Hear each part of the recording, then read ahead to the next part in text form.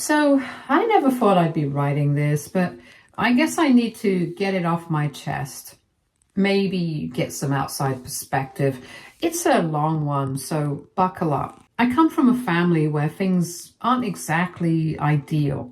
My brother and I haven't been on good terms for years now, and for a very good reason. To understand the gravity of the situation, I need to provide some background about my family. I have an older brother, Mike, 35, male, who has been estranged from our family for the past decade. Mike has a long history of criminal behavior, substance abuse, and manipulating those around him. Growing up, he was always the black sheep of the family, constantly in and out of trouble. As we got older, his behavior only worsened. Mike's criminal record includes multiple arrests for drug possession, theft, and fraud. He spent time in and out of jail, and each time he was released, he would promise to turn his life around. But the promises were always empty, and he would inevitably fall back into his old ways. The final straw came when he stole a significant amount of money from our parents, nearly bankrupting them in their retirement years. I made the decision to cut him out of my life completely after one of his scams nearly cost my parents their house. They forgave him, of course, because according to them, after all, he was their son. I didn't. I couldn't. For years, we hadn't heard from him, and honestly, it was a relief. Our lives were calmer, and we didn't have to constantly worry about what trouble he might bring to our doorstep next. Fast forward to a few years later, I'm engaged to a woman, let's call her Sarah. I had shared all of this history with her early in our relationship, and she seemed to understand the gravity of the situation. She never pushed me to reconnect with Mike or questioned our family's decision to keep him at a distance. She was incredibly understanding about my family situation, or at least I thought she was. We were deep in wedding planning when she started bringing up the topic of my brother. I didn't think much of it at first. She'd ask a question here and there, and I'd tell her a little bit about him. I was very clear from the start that I didn't want him at the wedding. I didn't even want him to know about the wedding. I wasn't interested in reopening that chapter of my life. My fiance said she understood, and we moved on, or so I thought. We had a small family gathering a couple of months before the wedding. It wasn't planned with any particular purpose in mind. My fiance, Sarah, thought it would be nice for everyone to come together before the big day.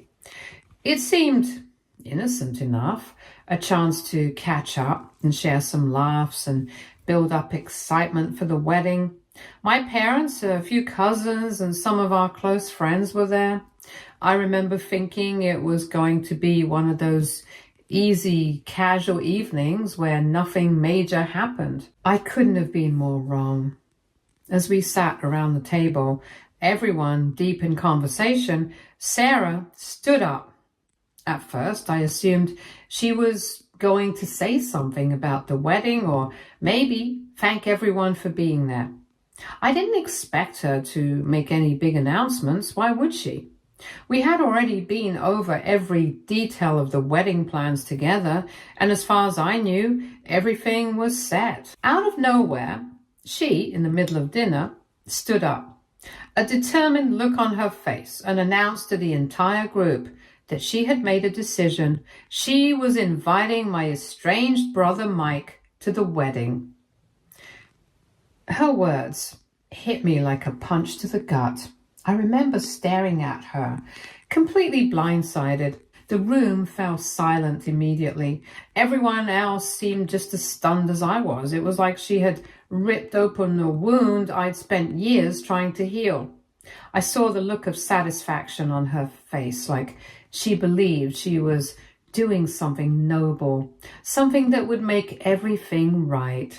She genuinely seemed to think that this was her moment to fix my family's fractured relationships with a single gesture, as if inviting Mike would magically mend everything that was broken between us. To say I was shocked is an understatement. My mind was reeling. She hadn't just gone behind my back.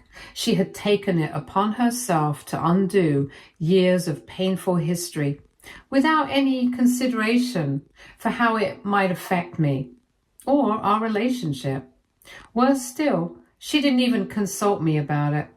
My parents, who had been sitting across from us, exchanged glances but said nothing. They knew as well as I did how this would turn out, and the tension in the room was palpable. It was clear that this wasn't going to end well.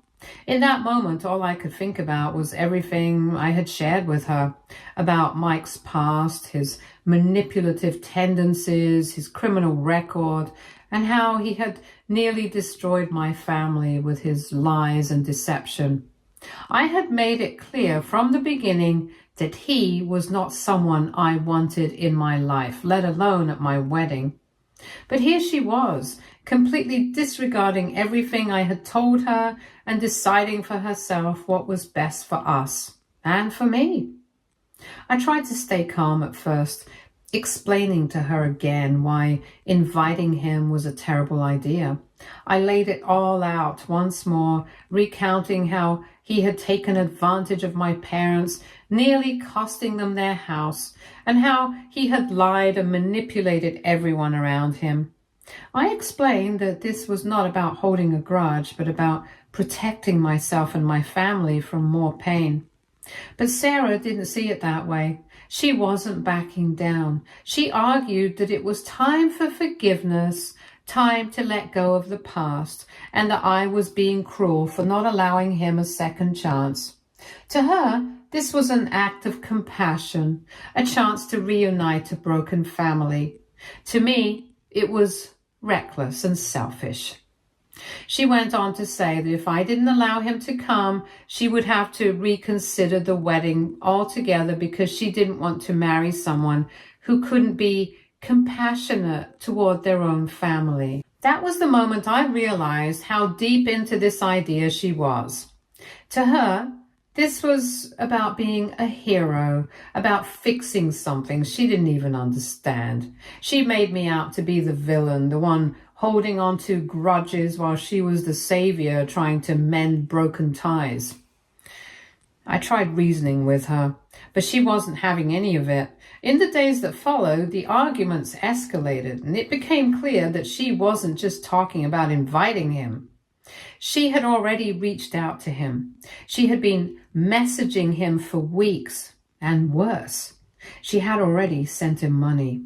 Apparently, she thought he needed help getting back on his feet so he could make it to the wedding. I can't even describe the rage and betrayal I felt when I found out. She had gone behind my back and made decisions that directly impacted our future without even consulting me. Turns out Mike had played her perfectly. At first, he came off as charming and remorseful, claiming that he had finally turned his life around and wanted to make amends. He even made up some sob story about how he had been in rehab and was working a steady job, but just needed a little financial help to attend the wedding. Sarah, of course, fell for it. She saw this as her chance to not only fix the relationship between my brother and me, but also to be a savior for him, helping him get back on his feet. Mike knew exactly what buttons to push. He told Sarah that he felt ashamed to reach out to me directly because of how much pain he had caused, but he assured her that all he needed was a little help and he'd be back on track. It started with small amounts of money, $50 here, $100 there.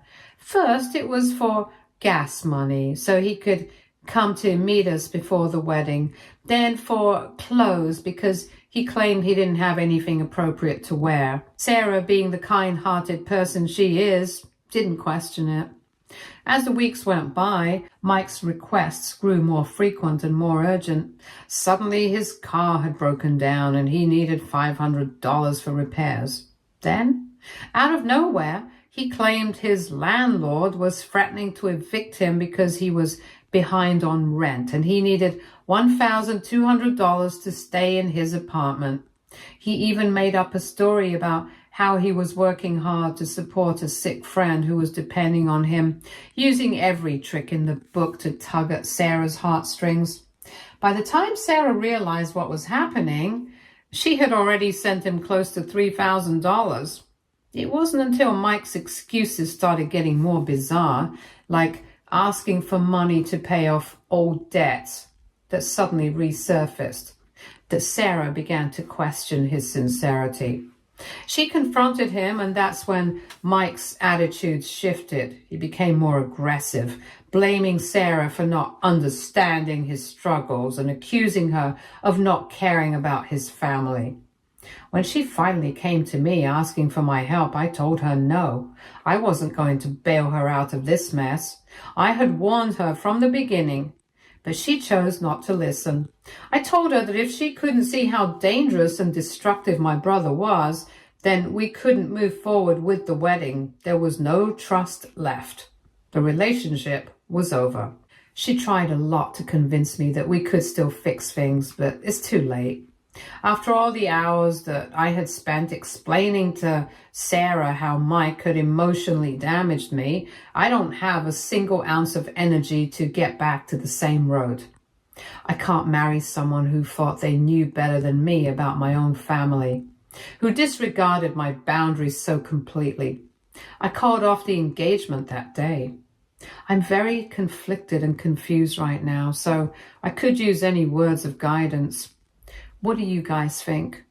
Aita to distance myself from my fiance, who helped my fugitive brother and then got scammed?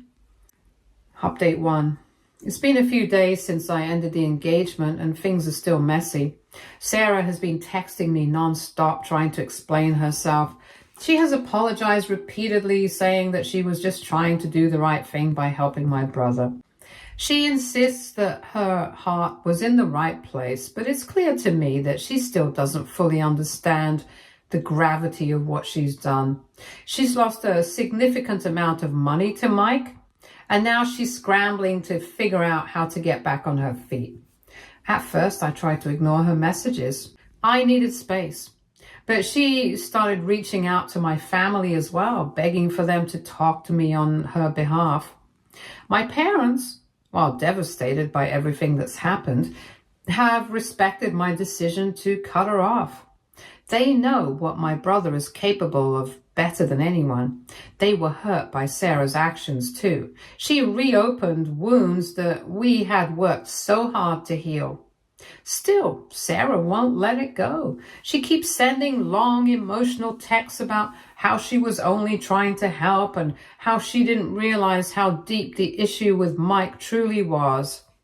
She's claiming now that she's the victim of his manipulation too, but what she refuses to acknowledge is that she made all these decisions without ever consulting me, without respecting my boundaries. She's still in denial about the damage she caused. This also makes me wonder if she's actually sorry about going against my wishes or just making all these elaborate apologies to get her money back. On top of this, Sarah's been telling mutual friends her side of the story. Some of them have reached out to me, urging me to reconsider. They say that Sarah's heart was in the right place, that she didn't know what she was getting into. A few of them even hinted that I was being too harsh, that relationships are about forgiveness. I get it. From an outsider's perspective, it might seem like she made a mistake out of compassion, but they don't know the full story. They don't understand what Mike has done to my family, and they certainly don't understand what it feels like to be betrayed by the person you were supposed to marry.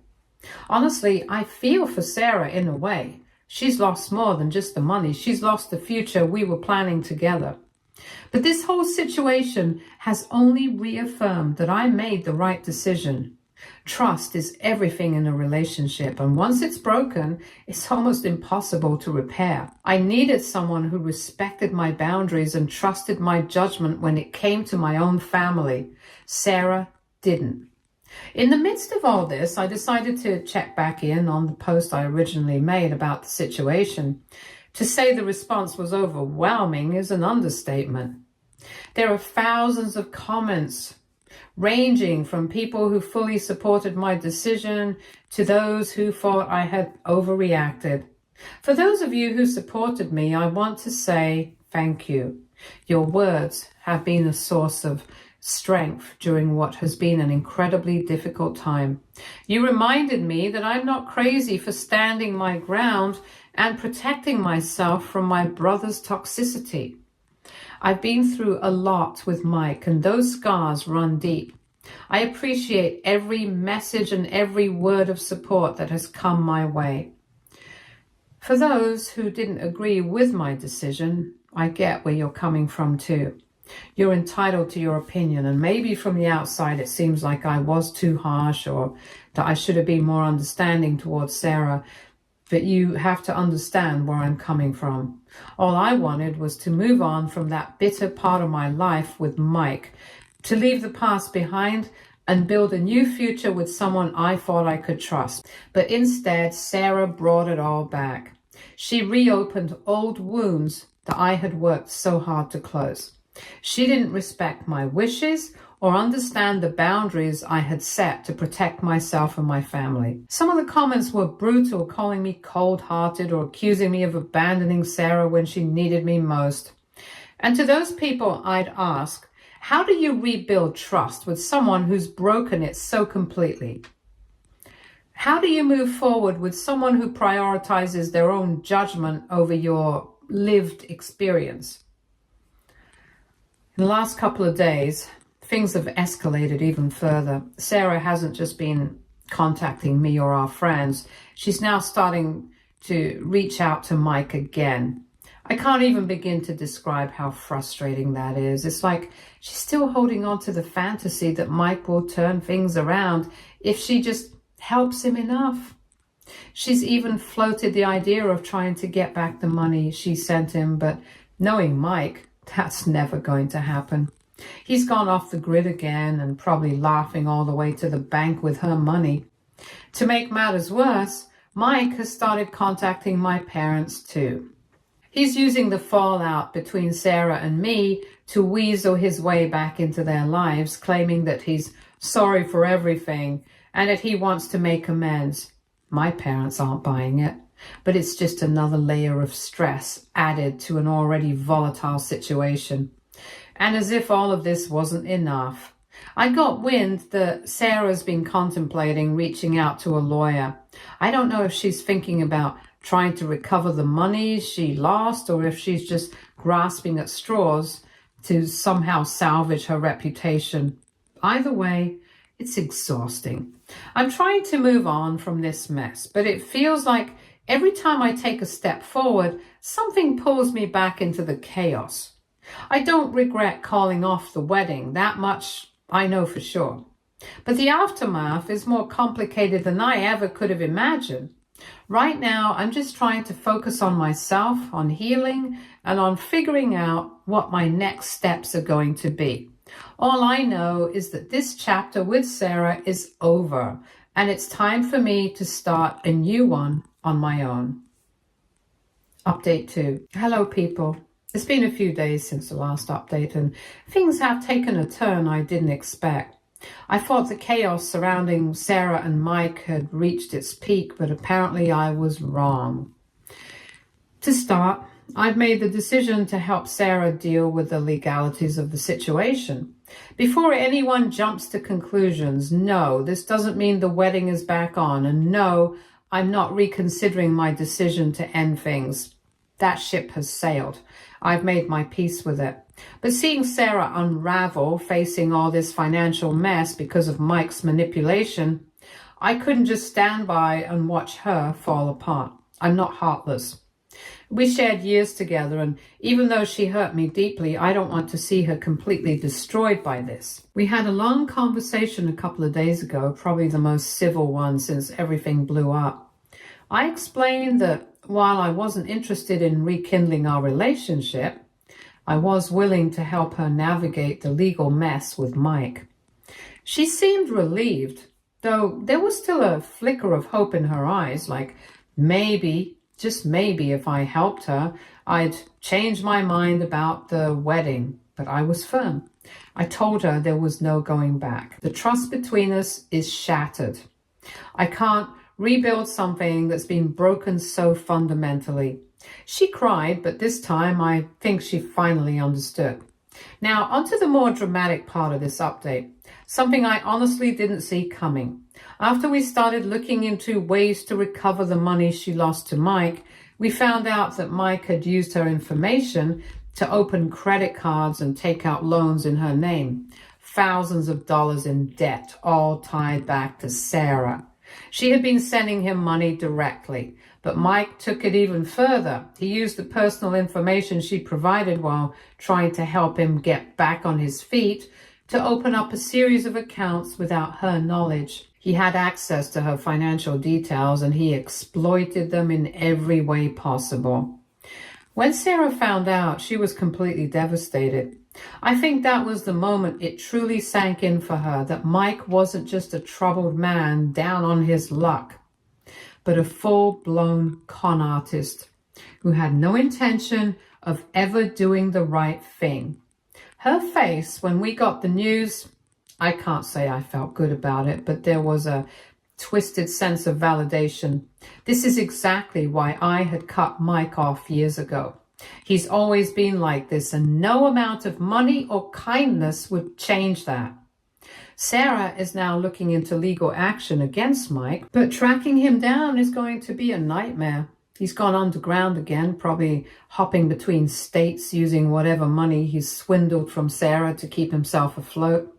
She's consulting with lawyers about identity theft and fraud, but it's going to be a long process. I've agreed to help her with the paperwork and attend meetings with her lawyers. I know some of you might think I'm crazy for doing this, but this isn't about trying to fix things between us. This is about helping someone I once loved get through a situation that no one should have to face. I want her to move on from this as much as I want to move on myself. My parents have been trying to stay out of it, but they're obviously concerned. They've told me they support my decision to help Sarah, but they've made it clear that Mike is no longer welcome in their lives, period. My dad, who's always been the softer one when it comes to Mike, even told me that he's considering pressing charges himself for some of the things Mike did to them years ago. I think he's finally reached his breaking point, and honestly, I don't blame him. Mike has wreaked enough havoc on all of us. It's time we took a stand.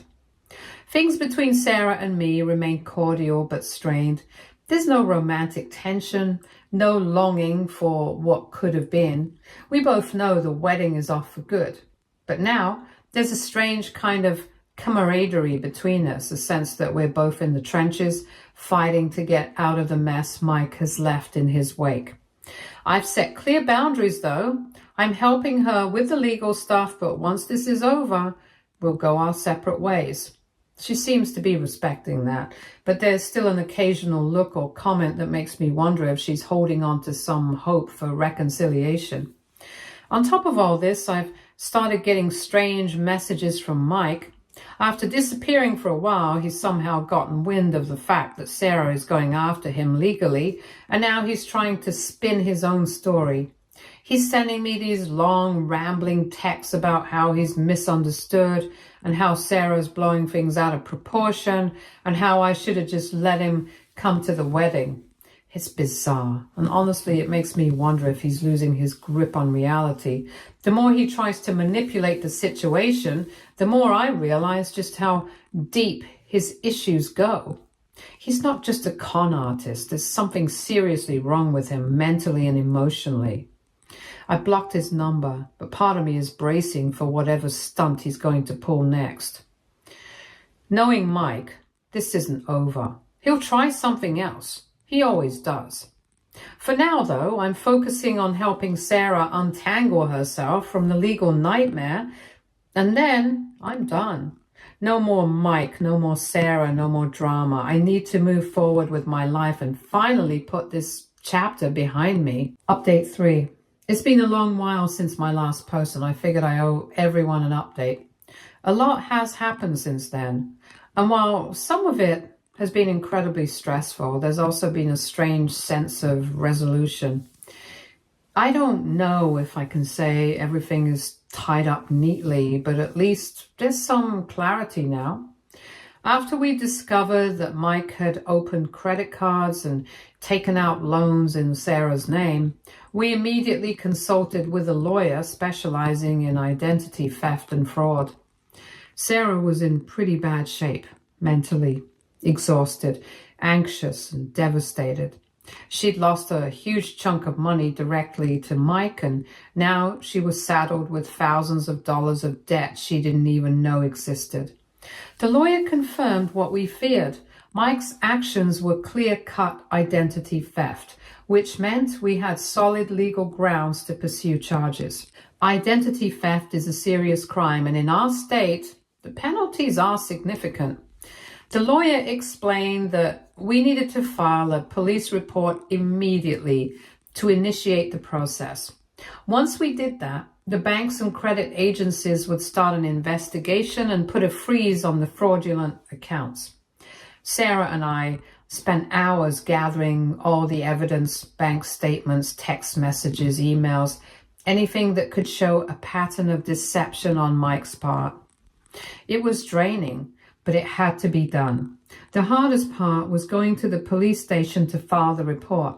Sarah was a mess by this point, still struggling to come to terms with the fact that someone she had trusted, someone she thought she was helping, had turned her life upside down. We sat down with the officers and walked them through the timeline of events and handed over the evidence. They took it seriously, which was a relief. They assured us that they would pursue the case, and because of the amount of money involved, Mike could be facing felony charges. It was a strange feeling. On one hand, I wanted justice for Sarah, but on the other, it was painful to know that my own brother could be going to prison for this. But I had to remind myself that Mike brought this on himself. He's been given too many chances, and this time there's no escaping the consequences. The police began their investigation, and it didn't take long for them to locate Mike. He'd been staying in a small town about 2 hours away, likely using the money he'd stolen from Sarah to cover his tracks. When they arrested him, I got a call from the police, and I can say I was surprised. Disappointed, yes, but not surprised. Mike had been on this path for years, and now he was finally being held accountable for it. Mike is once again facing multiple charges, including identity theft, fraud, and forgery. According to U.S. laws, the penalties for identity theft can include hefty fines and years in prison, depending on the severity of the crime. In Mike's case, given his criminal record and the amount of money involved, he could be looking at up to 10 years in prison. Sarah is cooperating with the investigation, and the authorities have assured her that she won't be held liable for the debts he incurred in her name. She'll still have to go through the process of getting the fraudulent accounts removed from her credit report, but at least she won't be on the hook for paying them. Despite all of this, Sarah has been incredibly remorseful about her role in this mess. I know a lot of you have been harsh on her in the comments, and I get it. I don't blame any of you because I felt the same way. What she did, going behind my back, contacting Mike, and ultimately enabling him, was wrong on so many levels. But seeing her now, broken and regretful, I can't help but feel some compassion for her. She wasn't malicious. She was naive. She wanted to believe that people could change, that Mike could change, and in trying to do something good, she made a terrible mistake. She's learned that lesson the hard way, and I've seen her take responsibility for it. That brings me to the next part of this update, the future. After everything that's happened, I've had a lot of time to reflect on my relationship with Sarah. I'll be honest. Calling off the wedding was one of the hardest decisions I've ever made, but I don't regret it. At the time, it felt like the right thing to do. My trust in her had been shattered, and I couldn't see a way forward. But now, after seeing how deeply she regrets her actions and how willing she's been to work through the aftermath, I'm starting to wonder if maybe there's still something worth salvaging. Over the past couple of weeks, Sarah and I have been spending more time together. Mostly because of the legal stuff, but also just talking, trying to make sense of everything that happened. We've had long, painful conversations about trust, about boundaries, about where we went wrong. I've been brutally honest with her about how hurt I was, and she's been equally honest about how much she regrets her choices. She's apologized more times than I can count. But more importantly, she's shown through her actions that she understands the gravity of what she did. I know some of you might think I'm being too forgiving, and maybe you're right. But relationships are complicated. Sarah isn't a bad person. She made a bad decision. And while that decision had serious consequences, I'm not sure it's enough to throw away everything we've built together over the years. We've been through a lot. And while this might be the biggest hurdle we've faced, it doesn't necessarily mean we can't overcome it. That said, I want to be clear, I'm not jumping back into this relationship blindly. The wedding is still off and we're not rushing into anything. Trust takes time to rebuild, and I'm not sure if we'll ever fully get back to where we were, but I've decided that I'm willing to give it a try. Sarah and I have agreed to go to couples therapy to work through our issues, and we're taking things one step at a time. There's no timeline, no pressure to get back to where we were before. If it works, it works. And if it doesn't, then at least we'll know we tried. It feels like we're back at square one in a way, but maybe that's not such a bad thing. We're starting fresh with a new understanding of each other and the mistakes we made. I'm not saying everything will be perfect. I'm realistic about the challenges we're going to face, but I'm hopeful. For now, that's enough. As for Mike, I'm done with him. I wish I could say I still had some hope that he'd change, but after everything that's happened, I know better. He's a toxic presence in my life, and I'm no longer willing to give him the benefit of the doubt. I hope the legal system holds him accountable for what he's done, and I hope that someday he can turn his life around. But that's not my problem anymore. Sarah is the real victim here, and while she made some bad choices, I believe she was just trying to help. That doesn't excuse what she did, but it does help me understand where she was coming from. We're in a weird place right now. Not engaged, not fully broken up, but somewhere in between. We've agreed to take things slow, focused on healing, and see where this journey takes us. I'm not sure what the future holds, but for the first time in a while, I feel like there's a path forward.